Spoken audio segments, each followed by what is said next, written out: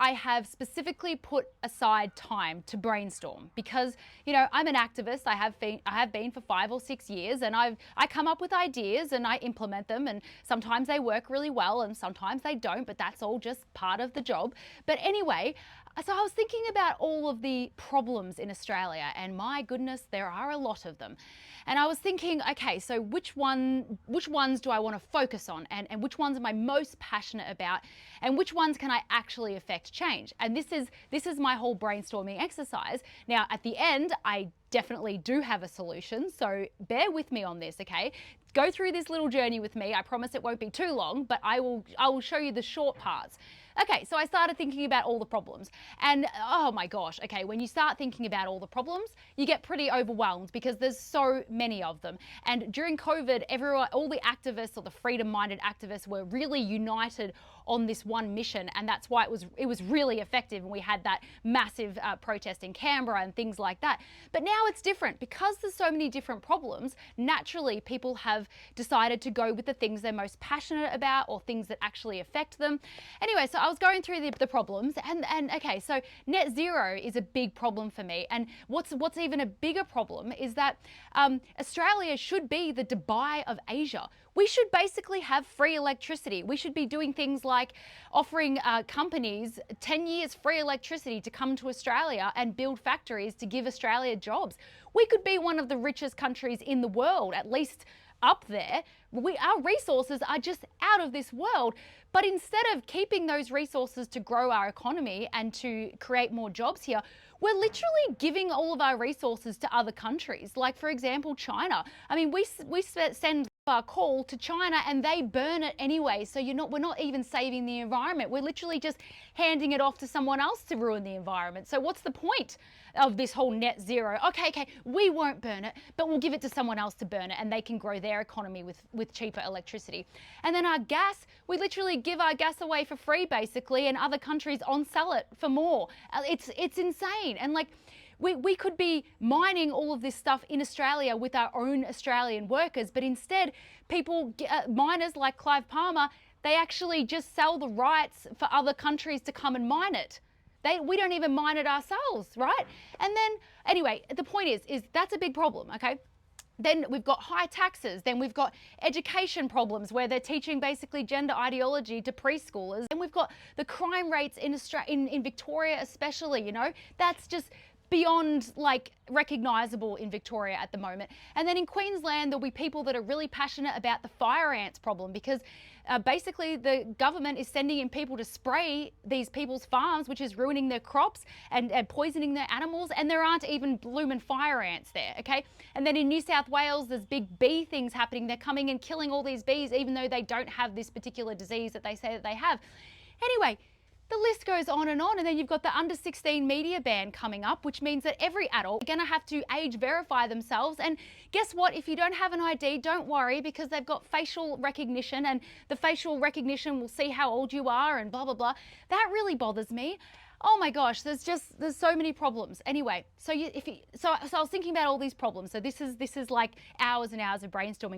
So I'm thinking about all these problems, and I'm like, what am I most passionate about? Well, I'm really passionate about the net zero thing, and I'm really passionate about the fact that the parliamentarians are literally selling out our country. And I don't actually know why. I can't fathom why. Maybe they're getting a few bucks from these Chinese companies that are coming in mining and building windmills and things like that. I don't know.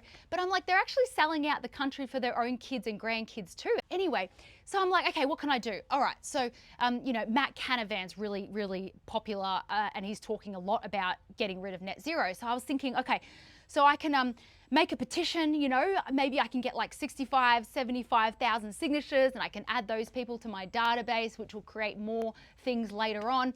Then we could protest, or we could do emails, or we could do phone call. We could phone Albanese's office, or we could, I don't know. I could do a long walk. I don't know. How can I raise awareness about these things? So I'm thinking, and I'm like, okay.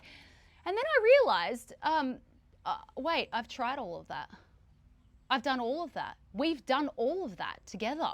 We've done petitions, we've done phone calling, we've done emailing, we've done letterbox dropping. We had the biggest protest in Australian history, and they don't care. Okay, so I'm like, all right, well, oh, I need to keep active though. Like I need to keep my face out there. So maybe I'll just do the petition so that I can, you know, stay on social media, and maybe I can get some mainstream media attention and this, that, and the other. And I'm like, no, I'm sick of that. Like I'm sick of doing the same thing over and over again and expecting different results. And then I was also thinking, like, wait a second, these members of parliament don't care. Like they don't care what we think or what we feel. They sure as heck do not care about under 16-year-olds, let me tell you that. That's just the guise. The social media ban is just the guise to get all of our digital IDs, you know? And I'm like, okay, you know, last year, the parliament, the federal parliament, voted against giving any medical care to late-term abortions born alive, and it happens. It happens. Do you know they voted that instead of even giving them pain relief so that they can die without too much pain, they voted to put that born alive baby into a metal dish, into a room to die alone. And sometimes it takes hours. The nurses physically have to leave the babies that are 7, 8, close to 9 months old. Like they would have been viable, is my point. These same members of parliament are the ones that you expect to listen to you when you have a petition of 65,000 signatures. And I'm like, where do you go from there? Like, how could I possibly appeal to these people? But these are the people that are putting in the legislations that are affecting us and that will affect our children. These are the same people that have the power to repeal bills, to make changes, you know, to be more economically wise so that we don't have to pay so much tax. Apparently, GST is going up to 25% from 10%. I mean, it's just crazy, you know? And in Victoria, you can't even defend yourself because you're not allowed pepper spray or taser, right? So people can just come into your house and you're basically not allowed to defend yourself. Anyway, I'm going backwards. The point is that all of these conventional ways of protesting and being activists haven't really worked. Like, they've worked to connect us. They've worked to, you know, build our followings maybe and our confidence and things like that. But they haven't really changed anything. And we have to admit that. The minor party solution also hasn't worked because about 2 months out from the election, they all start fighting with each other. And then us voters and volunteers are left like to pick up the pieces and we don't know who to vote for. And like, look at their results. Like, you know, it's kind of embarrassing. The Libertarians got 0.5% in Victoria, 0.4% in Queensland, I think. And it's like, we put all this effort in and for what, you know? And at what point are we going to sit back and realize that the ideas that we've had haven't worked and we need to think of a new idea? So every time I'm passionate about a particular topic, I'm going in my head and I'm like, I could do this, I could do that, because I can do those things. Like, I could have a huge petition, I could hand deliver it to Canberra, make a spectacle, you know, I can do those things. And because I have those skills and the platform to do it, I'm thinking, okay, I should do it, you know. But I'm sick of failing. I don't know about you guys. There's so many problems and there's so many battlefields. We do not have the resources to attack them all. And like I said, naturally people have splintered out into different passions. So we don't have the numbers to do a big protest. We just don't. So what do I do? Okay. So for me, there's only one option. There is only one option left. And I'm telling you now, I'm not doing any more campaigns after this. This is it for me. This is it. Like, you know, maybe I won't be able to help myself, but I really feel like this is it, because this is where I come to every time I'm trying to think of ideas. I come back to this. We have to infiltrate the major parties. Yes, I use that word. I don't care. You know what it means, and there's nothing wrong with it. You know why? Because democracy, the definition of democracy is to represent its members. We're not members of democracy if we're not a part of these major parties, because they are the ones implementing the laws that are affecting us. They're the ones that can repeal laws that are hurting us. They're the ones that are selling our country out to China and other countries and letting other people mine our resources and get them for cheap and let their economies grow on our resources. They're the ones doing that. We can't appeal to their common sense or their character or their decency because they have none. So we need to become them. We need to be them. We need to replace them. Luckily, I've been thinking about this for a long time, and I've already written some really simple instructions at replacethem.com. It's super easy, and it's actually hardly any energy. It's way less energy than petitions and protests and things like that. All you need to do is join a major party, sit back, go to like 2 meetings a year, and then you and your friends can elect each other as board members of that branch. Then you can elect each other to be candidates in the next elections. The crazy thing about this idea is it's not new, obviously. It's just that the freedom movement haven't done it before. We haven't tried this before.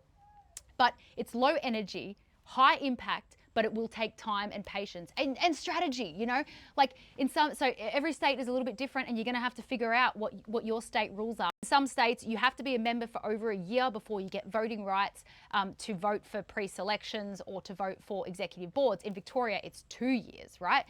And it's because enough of us aren't in the Liberal Party, for example. That's why Gerard Rennick got kicked out. In South Australia, Alex Antic has done this and now has basically full control of the Liberal Party in South Australia. Imagine if the Liberal Party was full of Matt Canavans, Alex Antics, Jacinta Prices. I mean, we could actually fix this country, like legitimately. Now, obviously, some people are going to say, well, actually, they're controlled by the WEF or the WHO, and maybe, but I can't do anything about that right now. What I can do is convince you guys to just join a major party, sit back, and wait till you have control of that branch and then take over. Okay? It's not revolutionary. It's not illegal. They have infiltrated the Liberal Party, and that is why it's so woke. I mean, the Liberal Party think they lost the election because they're not woke enough, but it's the opposite. It's because they've lost the conservative base because of how woke they have become. You know what I mean? So I keep coming back to this as the only option for us, because not because I like the idea necessarily, but because I've tried everything else. We have tried everything else.